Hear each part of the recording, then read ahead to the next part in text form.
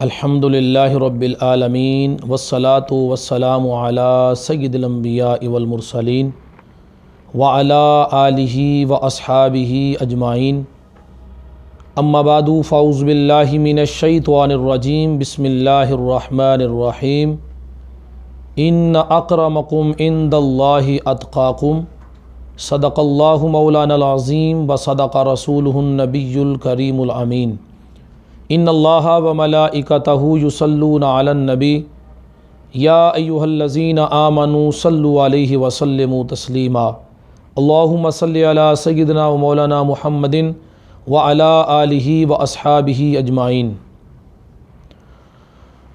جگہ جی لگانے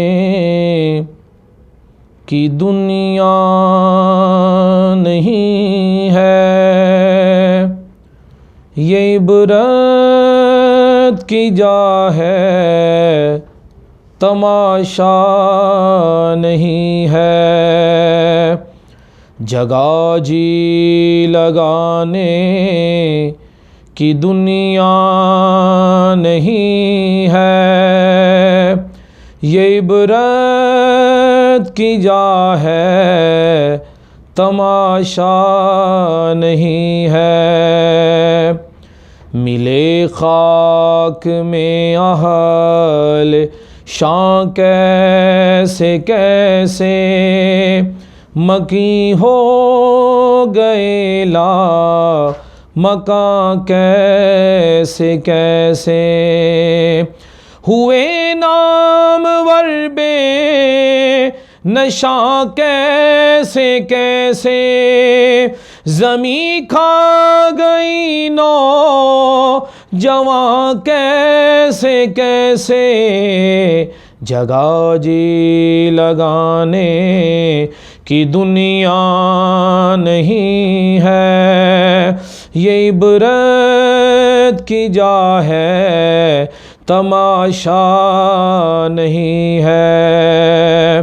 یہی تجھ کو دھن ہے رہوں سب سے بالا، ہو زینت نرالی ہو فیشن نرالا، جیا کرتا ہے کیا یوں ہی مرنے والا، تجھے حسن ظاہر نے دھوکے میں ڈالا، تجھے حسن ظاہر نے دھوکے میں ڈالا۔ جگہ جی لگانے کی دنیا نہیں ہے، یہ عبرت کی جا ہے، تماشا نہیں ہے۔ معزز سامعین کرام، آج کا ہمارا موضوع تقوی و پرہیزگاری ہے۔ تو اللہ رب العزت نے قرآن مجید، فرقان حمید، برہان رشید، مقدس اور لاریب کتاب میں ارشاد فرمایا، ان اکرمکم عند اللہ اتقاکم۔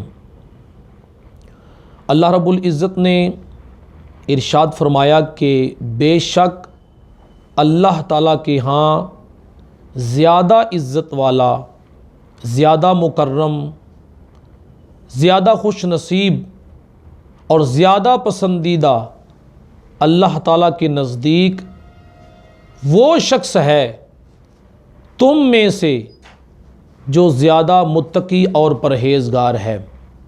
ان اکرمکم عند اللہ، اللہ تعالیٰ کے ہاں، اتقاکم، جو تم میں سے زیادہ متقی اور پرہیزگار ہے۔ سبحان اللہ۔ اللہ تعالیٰ کے ہاں جس کی عزت ہے، یہ نہیں کہا کہ جو زیادہ پیسے والا ہے، جو زیادہ مال و دولت والا ہے، جو زیادہ زمین والا ہے، جائیداد والا ہے، جو زیادہ سونے والا ہے، یا زیادہ جواہرات والا ہے یہ نہیں کہا، یا جو زیادہ امیر ہے یہ نہیں کہا، بلکہ فرمایا اللہ تعالیٰ کے ہاں مکرم اور معزز وہ شخص ہے جو تم میں سے زیادہ متقی اور پرہیزگار ہے۔ سبحان اللہ۔ نبی اکرم نور مجسم صلی اللہ علیہ وآلہ وسلم حضور علیہ الصلاۃ والسلام ساری رات اللہ تعالیٰ کی عبادت کرتے رہتے، ساری رات، حتیٰ کہ آپ کے جسم میں ورم بن جاتے، زخم ہو جاتے۔ صحابہ کرام فرماتے ہیں یا رسول اللہ صلی اللہ علیہ وسلم، اے اللہ کے پیارے نبی، آپ ساری رات عبادت کیوں کرتے رہتے ہیں؟ اتنی آپ تکلیف کرتے ہیں کہ آپ کے جسم پر ورم بن جاتے ہیں، تو آپ ایسا نہ کیا کریں۔ تو اللہ تعالیٰ کے پیارے رسول صلی اللہ علیہ وآلہ وسلم آپ فرماتے ہیں افلا عبدن شکورا، کیا میں اللہ کا شکر گزار بندہ نہ بن جاؤں؟ میں اللہ کا شکر گزار بندہ نہ بن جاؤں؟ سبحان اللہ۔ تو حضور علیہ الصلاۃ والسلام آپ ساری رات عبادت کرتے اللہ تعالیٰ کی، اور کیا کرتے؟ جب دعا مانگتے تو اپنی امت کے لیے دعا مانگتے کہ یا اللہ میری امت کی بخشش فرما دے، میری امت کی بخشش فرما دے۔ تو حضور علیہ الصلاۃ والسلام، اب چلتے ہیں حضرت انس بن مالک رضی اللہ تعالی عنہ، آپ حدیث پاک روایت فرماتے ہیں، حضرت انس بن مالک فرماتے ہیں کہ نبی اکرم نور مجسم صلی اللہ علیہ وآلہ وسلم آپ کی کچہری لگی ہوئی ہے، نماز فجر کے بعد کا ٹائم ہے، تو حضور علیہ الصلاۃ والسلام فرماتے ہیں یطلع علیکم الآن رجل من اہل الجنہ، فرمایا اے میرے صحابہ، اب جو ہماری مجلس میں شخص آنے والا ہے، جو داخل ہونے والا ہے، فرمایا وہ جنتی ہے۔ اللہ اکبر۔ صحابہ کرام نے جستجو کی، تجسس ہوا صحابہ کرام کو، انہوں نے دیکھا کہ ایک انصاری آدمی آیا، ایک انصاری صحابی آیا، اس کے ہاتھ میں جوتا تھا، اس نے جوتا پکڑا ہوا تھا، تو وہ آ کے حضور علیہ الصلاۃ والسلام کی مجلس میں بیٹھ جاتا ہے۔ صحابہ کرام دیکھ لیتے ہیں، جب مجلس برخاست ہوتی ہے، اگلا دن پھر آتا ہے، تو حضور نبی اکرم نور مجسم صلی اللہ علیہ وآلہ وسلم آپ پھر دوبارہ ارشاد فرماتے ہیں یطلع علیکم الآن رجل من اہل الجنہ، فرمایا اے میرے صحابہ، آج جو ہماری مجلس میں آدمی آئے گا، ابھی جو داخل ہونے والا ہے، فرمایا وہ جنتی ہے۔ تو صحابہ کرام نے پھر دیکھا کہ آج کون آدمی آتا ہے، کل تو ایک انصاری آدمی تھا، تو آج ہو سکتا ہے کوئی نیا آدمی ہو، لیکن صحابہ کرام نے پھر دوبارہ مشاہدہ کیا تو دیکھتے کیا ہیں کہ وہی انصاری آدمی جو پہلے دن آیا تھا، وہی اسی وقت نبی اکرم نور مجسم صلی اللہ علیہ وآلہ وسلم کی خدمت میں حاضر ہوتا ہے، آپ کی مجلس میں آتا ہے۔ پھر جب تیسرا دن ہوا تو نبی اکرم نور مجسم صلی اللہ علیہ وآلہ وسلم آپ نے پھر ویسے ہی فرمایا یطلع علیکم الآن رجل من اہل الجنہ، فرمایا اب جو ہماری مجلس میں داخل ہوگا وہ آدمی جنتی ہے۔ تو صحابہ کرام نے پھر سوچا کہ ہو سکتا ہے کوئی اور آدمی ہو، لیکن وہی آدمی انصاری پھر تیسرے دن آقا علیہ الصلوۃ والسلام کی مجلس میں آ کے بیٹھتا ہے۔ جب مجلس برخاست ہوئی تو حضرت عبداللہ بن عمر رضی اللہ تعالی عنہ صحابی رسول، کیونکہ صحابہ میں یہ جذبہ تھا، صحابہ کرام فرماتے ہیں ہم چھوٹی نیکی کو یہ سمجھ کر نہیں چھوڑ دیتے تھے کہ یہ نیکی چھوٹی ہے اس لیے اس کو چھوڑ دیتے ہیں، فرمایا نہ، ہم چھوٹی نیکی کو چھوٹی سمجھ کر نہیں چھوڑتے تھے، اور چھوٹے گناہ کو چھوٹا سمجھ کے نہیں کرتے تھے، فرمایا گناہ سے بھی بچتے تھے اور چھوٹی نیکی بھی کر گزرتے تھے۔ حضرت عبداللہ بن عمر رضی اللہ تعالی عنہ آپ اس صحابی کے پاس چلے گئے جس کے بارے میں رسول اللہ صلی اللہ علیہ وآلہ وسلم نے فرمایا کہ وہ آدمی جنتی ہے۔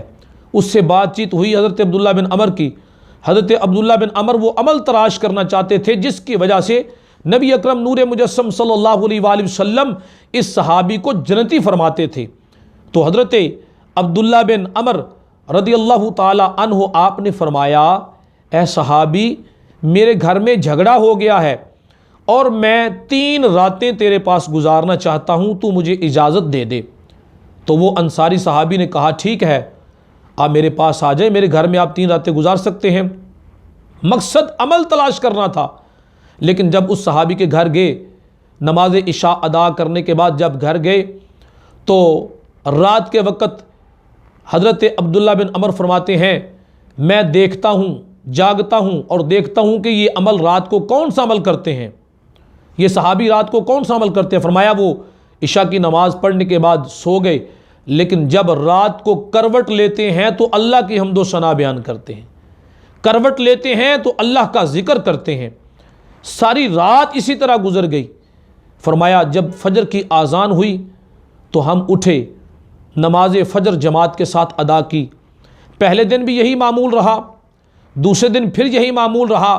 جب تیسری اور آخری رات آئی اس صحابی کی، کیونکہ اس نے 3 راتیں گزارنے کی بات کی تھی، جب آخری رات آئی تو پھر صحابی حضرت عبداللہ بن عمر ساری رات جاگتے رہے کہ ہو سکتا ہے آج یہ وہ والا عمل کرے جس کی وجہ سے اللہ کے پیارے رسول صلی اللہ علیہ وآلہ وسلم فرماتے ہیں کہ یہ صحابی جنتی ہے۔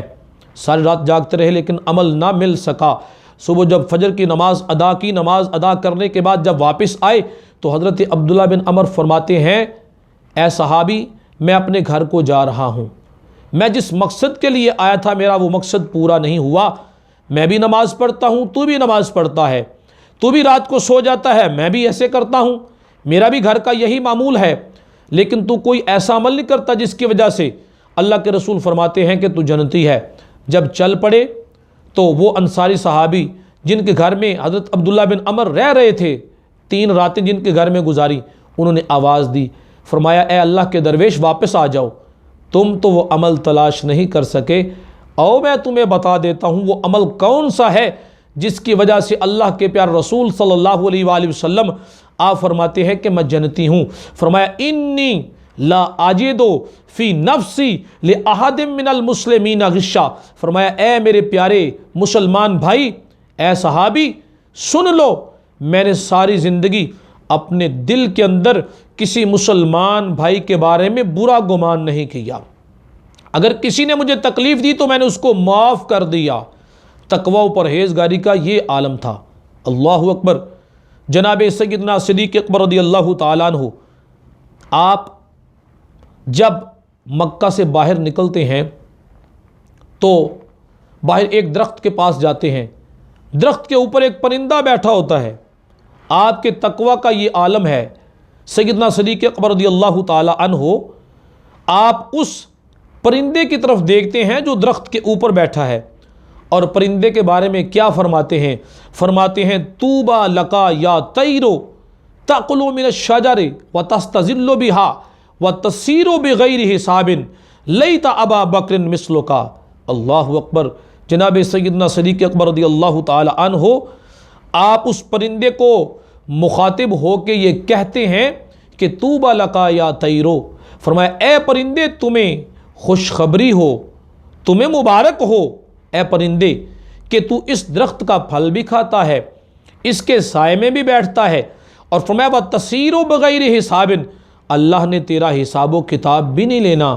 فرمایا یہ صدیق اس کا حساب و کتاب ہوگا، میں انسان ہوں، میرا حساب و کتاب ہوگا۔ لیتا ابا بکر مثلک، کاش کہ ابو بکر صدیق بھی ایک پرندہ ہوتا جس کا حساب و کتاب نہ ہوتا۔ حضور علیہ الصلوۃ والسلام کہ یہ وہ صحابی ہیں جن کے بارے میں رسول اللہ صلی اللہ علیہ وآلہ وسلم نے فرمایا کہ ابو بکر فی الجنہ، ابو بکر صدیق رضی اللہ تعالی عنہ آپ جنتی ہیں، آپ کو جنتی ہونے کی بشارت دی۔ لیکن خوف خدا، خوف الہی، تقوی و پرہیزگاری کا عالم یہ ہے جناب سیدنا صدیق اکبر رضی اللہ تعالی عنہ کا کہ آپ اس پرندے کو کہہ رہے ہیں کہ تمہیں مبارک ہو، اور خود کہہ رہے ہیں کہ کاش کہ ابو بکر صدیق بھی تیرے جیسا ہوتا جس کا حساب نہ ہوتا۔ اللہ اکبر۔ نبی اکرم نور مجسم صلی اللہ علیہ وآلہ وسلم آپ نے ارشاد فرمایا ان الدنیا سجن المؤمن و جنت الکافر۔ فرمایا اے لوگو سن لو، یہ دنیا جو ہے یہ مومن کے لیے قید خانہ ہے۔ ان الدنیا سجن المؤمن و جنت الکافر، اور فرمایا یہ کافر کے لیے جنت ہے اور مومن کے لیے قید خانہ ہے۔ یہاں مصیبتیں آتی ہیں مومن کو، تکلیفیں آتی ہیں، تکلیفیں برداشت کرنا پڑتی ہیں، کیونکہ وہ مکلف ہے اس لیے اس کو تکلیفیں برداشت کرنا پڑتی ہیں۔ لیکن اللہ تعالیٰ نے فرمایا تم میں سے جو یہ تکلیفیں برداشت کر لے گا، تقوی و پرہیزگاری کو اختیار کرے گا، فرمایا اللہ کے ہاں وہ سب سے زیادہ پسندیدہ ہو جائے گا۔ تو حضرات گرامی، اللہ تعالیٰ سے دعا ہے کہ اللہ رب العزت ہمیں عمل کرنے کی توفیق عطا فرمائے، ہمیں تقوی و پرہیزگاری اختیار کرنے کی توفیق عطا فرمائے۔ وما علینا الا البلاغ المبین۔